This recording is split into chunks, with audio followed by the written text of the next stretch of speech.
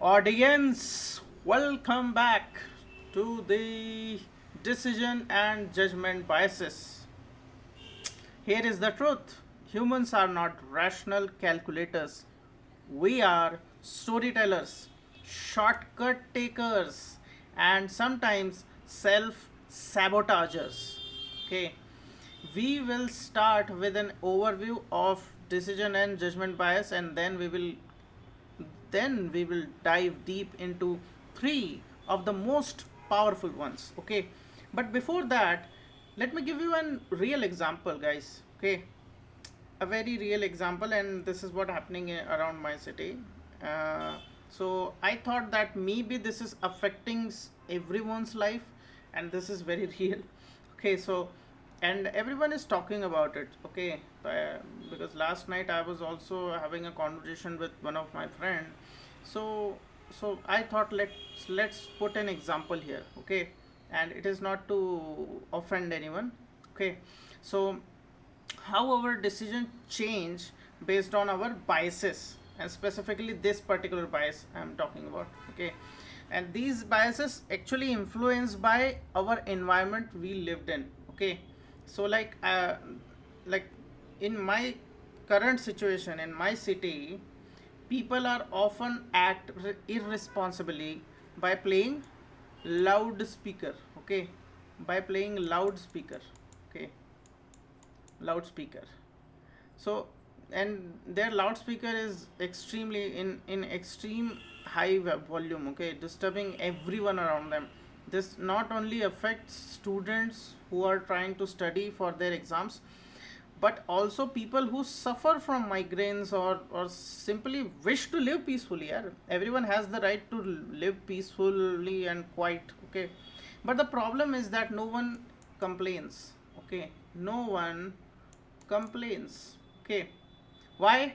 Because think people here think that if they complain about loud noise, others will assume they are against religion or God. Okay, others are others think that if they complain, then others will assume that they are against religion or God, but actually everyone is getting affected by it. That's why everyone is talking about it, right?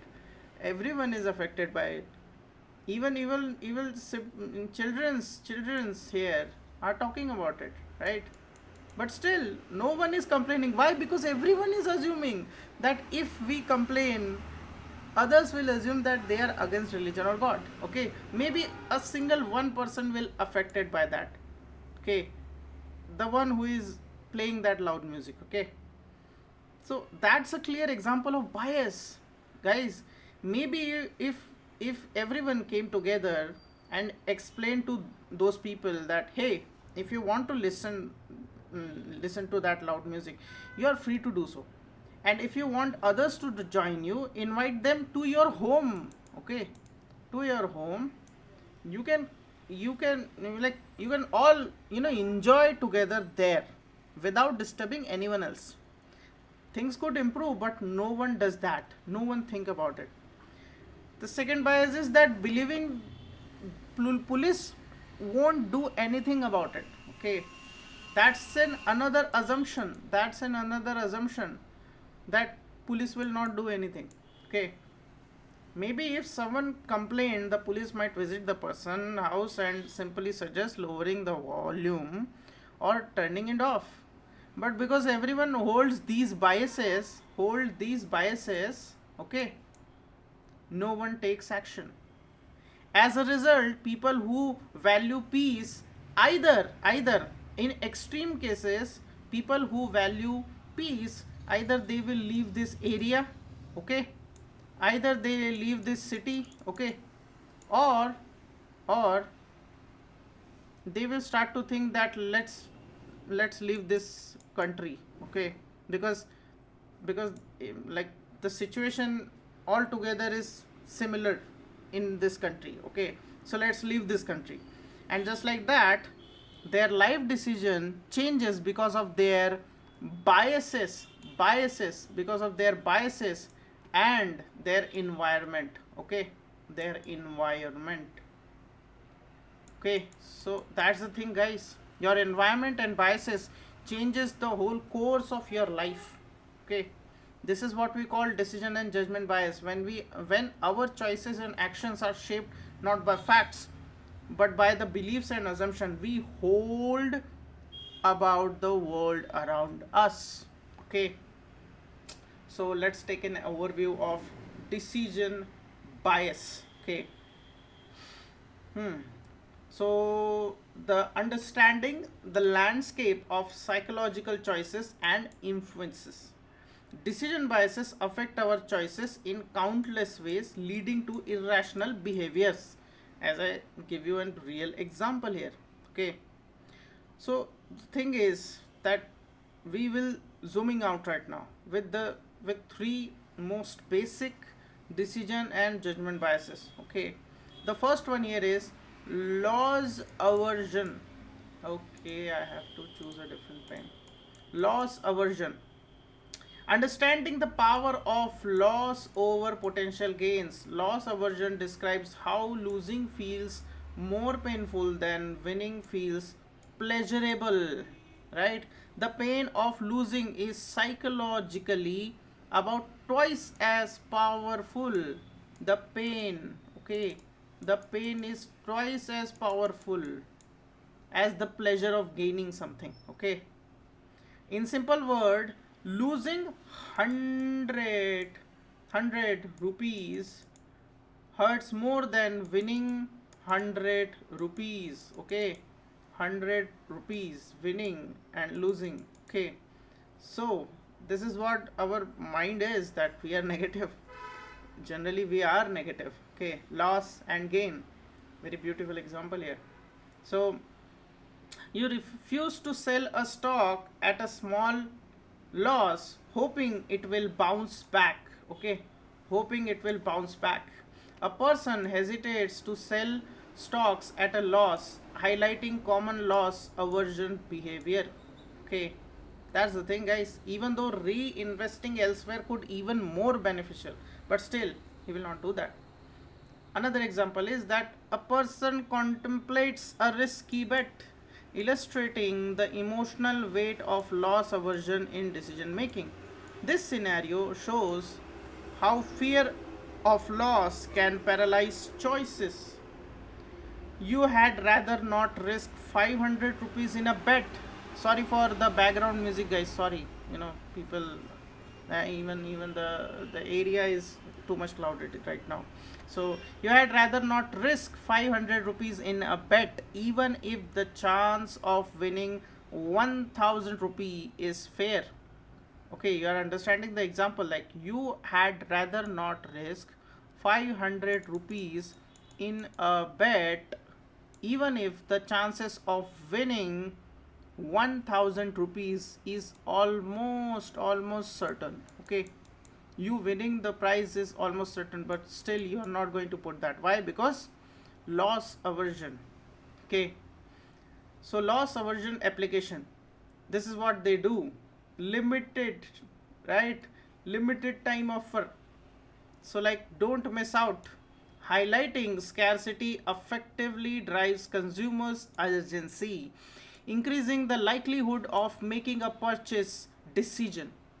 Free trials. Offering time limited free trials boost user engagement, making customers feel ownership and increasing conversion rates. Benefit now. Framing benefits as immediate gains encourages prospective customers to act quickly, minimizing perceived risks associated with the purchase. Okay, like those limited time offer that, oh, we have only 50% off right now for maybe 1 hour, so buy right now, right? Or only 100 people, for the 100 people we are putting a 10% discount for this course, right? Even though right now people who joined this course is 1000. So that's the thing. Let's move on to the endowment effect. Okay, so endowment effect, we overvalue, We overvalue what we own simply because it's ours. Ownership inflates value. Okay, understanding how ownership influences perceived value of possessions. The endowment effect describes the tendency to overvalue items simply because we own them. Okay, this particular watch is a example. It's not a real watch, it is an AI generated image, but that's how we give the effect of I have something very valuable right now. It is something very important for me. A thing is important for a living creature, right? A thing is important for a living creature, and that is valuable for him, and he can pay anything, any amount. I was watching the movie. I think the movie was Tarzan, right? The Tarzan, the wonder car, if you know, right? The one was wonder car, Tarzan the wonder car. The hero want this car anyhow. Why? Because it is associated with his dad. Okay, it's his personal thing, his possession. That's why he value it more. So so in that movie he will do anything in power to actually get that particular car, right? That's how, like, the even anything you buy, if it holds certain kind of believability, based on value and based on cost. Okay, it is expensive and it is very, quality wise it is very great. Okay, then people are going to show it in a way that yes, it is more costly. Okay, more costly. So the cost may be 1 lakh, they will show it the cost as 3 lakhs, right? That's how things work. We enhance this, we overvalue items. Okay, so for example, pricing an old phone higher than market value because it's personally owned. We own our smartphone and we think that it values more. Okay, a mug feels more valuable once it's in your hand than when it was on the shelf, right? A personal mug feels more valuable once held than on a store shelf, illustrating emotional inflation caused by ownership. So, the applications, right? The applications, free samples. Offering free samples can create a sense of ownership, making customers more likely to purchase the full product. Personalized onboarding, tailoring onboarding experiences with phrases like your plan, fosters emotional investment, increasing user engagement and satisfaction. User centric design, creating interfaces that emphasize personal ownership enhances user commitment and drives consistent interaction with the product. Okay, like in marketing, free samples or trials trigger ownership feelings. Okay, free trials. In UX, that you saw this, your dashboard, your plan, right? Your product. That's the thing, that this is why it matters. So sunk cost fallacy is the third one. Understanding the tendency to cling to past investments. Continuing bad decisions due to past investment can hinder better options. Sunk cost fallacy. This is the thumbnail if you look for, because like, we stick with bad decisions because of past investment. Okay, time, money or effort. Even when quitting is very smart. Okay, quitting is smart decision. Like, even in the movies you saw the villain, right? Villain or anti-hero. Those anti-hero who always side with the villain, but in the heart they are very good, right? So so their decisions, you can see that yes, there is another great decision exists, but they will not look for it, right? The Thanos, right? Thanos want to wipe out 50% of life, even though he have the infinity stones which can generate 100% of resources. Okay, 100% of resources. Still, he is not going to do that, right? So that's a mindset. Okay, so yeah, and this is the example, like a person hesitates to leave a dull movie feeling attached to their ticket purchase. A person hesitates to leave a dull movie. You keep watching that boring 3-hour movie because you already paid for the ticket. You paid for the ticket, right? Companies companies keep funding a failing project because they have already spent millions of dollars, guys. Millions of dollars. Professionals trapped in a meeting discussing a failing project due to significant past investments, illustrating the sunk cost fallacy in action, right? Even in your businesses, maybe one of your product is not doing well, but still you are not putting it to the end. You're still putting more millions, right? That's the thing, guys. Sunk cost fallacy. This is the bias which actually affect our judgment. Subscription models. These models exploit reluctance to quit by emphasizing what users have already paid. Progress bars. Progress bars create motivation by visually representing user engagement, encouraging continuation through visual milestones. Milestones. Celebrating milestones reinforces user commitment, making them more likely to remain invested in the ongoing experience. Right? Like, this is why it matters. It traps people in bad jobs, relationships, and investment. In relationship also, right? The relationship you are in, you're also trapped in that relationship with that person because of this sunk cost fallacy, guys. So this is where we end the three examples, and now it's about, reflect on your choices. Perspective level, application. Okay, consider if you are avoiding a decision simply because of the fear of losing something valuable. Write it down, guys. Write it down. Write it down. What you consider if you are avoiding a decision simply because of the fear of losing something. Okay, endowment effect. Write it down. Okay, ask yourself. Ask yourself if you value an item more just because it belongs to you. It belongs to you, regardless of its actual worth. Your phone, okay, your phone, your watch, your bed, okay, your clothes, what that thing is you value the most. Sunk cost. Write it down.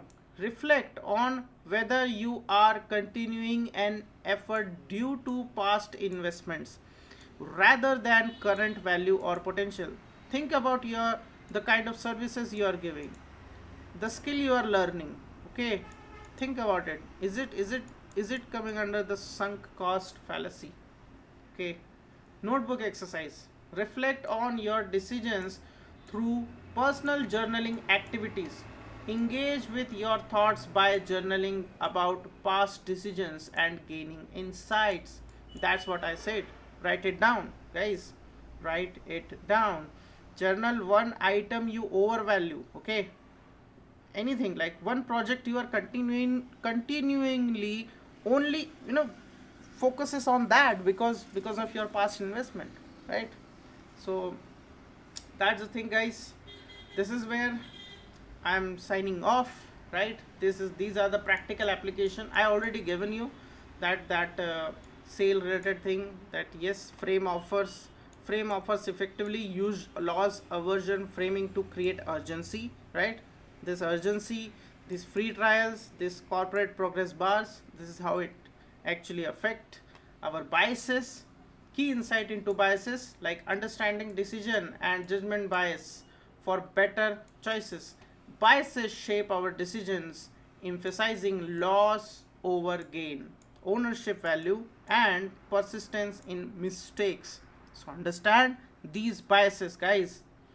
And this is where I'm ending this video, okay? And we are going to get more deeper into decision and judgment bias. We are going to talk about more biases, okay? So, yeah, this is where I'm ending this video. Why this WhatsApp always give this message here? No problem at all. So yeah, we are ending this video, guys, and thank you so much. Keep it simple, build it bold. Bye.